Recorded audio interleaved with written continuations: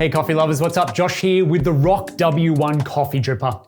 This brewer is a little different from regular drippers in its design and the materials used. And in this video, I'll be providing you with an overview of the ROC W1, how to set it up, and how to brew a delicious pour over coffee with it. Also, please don't forget to subscribe to our channel if you enjoy all things coffee related. Let's now get into it. With a quick overview of the ROC W1, it comes in plastic-free packaging, and the brewer itself is made from biodegradable bamboo and glass composites. It comes apart in two, with the dripper cone that sits onto the dripper base. And it is compatible with 2-cup paper filters and large enough to brew 2 cups of coffee. Also found in the box is 10 2-cup paper filters, and there is also a stainless steel ring that assists in settling of the filter paper. And the most unusual aspect to the W1 is the inversion of the brewing cone in the middle of the brewer. So you no longer have one hole at the bottom allowing coffee to pass through, but a channel that runs all the way around. And there are many benefits to this design, where it avoids any choking points and then distributes the pressure of water in the brewer more evenly, as well as dispersing the depth of the ground coffee to be more consistent throughout the brewer. And this should lead to a balanced contact time of water to ground coffee and an evenly extracted brew. So it's that halfway point between a cone brewer and a flat bottom brewer. So let's now set up and start brewing. First, you want to begin with a brewing recipe. Now I'll be using 15 grams of coffee, and I've ground this to a medium pour over grind. Then I've heated my water to 95 degrees Celsius, and in using a ratio of 1:16, I'll be aiming for 240 grams out whilst pouring.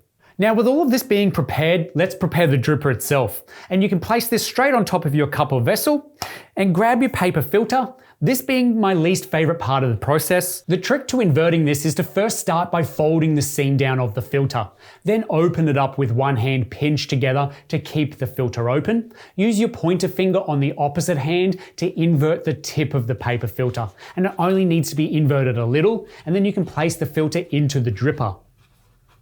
Now it won't fit exactly, though this is where the stainless steel ring comes in. Press this down gently around the cone to spread the filter out until it reaches the bottom. Then remove the ring and you can rinse your paper filter. Make sure you throw out that rinse water, and then you'll be ready to add your coffee. Add a gentle shake to allow the grounds to disperse evenly around the cone, and then begin to add water. Now, I'll be adopting the 2-pour method that ROC themselves suggest is an ideal brewing method for the ROC W1. It's less complicated than measuring multiple pours and still results in a great cup. So fill that brewer up slowly to just above the middle cone, and this is your bloom phase. Now we've allowed to let it sit for 40 seconds, but once time has elapsed, we can begin filling the brewer up completely with the remaining water left in our recipe. Now if it exceeds that of the brewer's walls, you can wait for it to drain out a little bit to add more water. But in essence, the W shape of the brewer, this allows for more even contact with the grounds throughout the drawdown period. So with the 2 pours, it is very effective at an even flow without channels, and almost always results in a flat level bed afterwards. Now the pros to the ROC One are that it makes a delicious brew. There's no doubt about that. And it's super consistent, more so than perhaps other brewers of less elaborate design. And the approach to creating a W in the filter compared to a traditional V-shaped brewer, it's certainly not a unique design in the brewing world where the Lily Drip comes to mind, which in itself is a fabulous tool to use.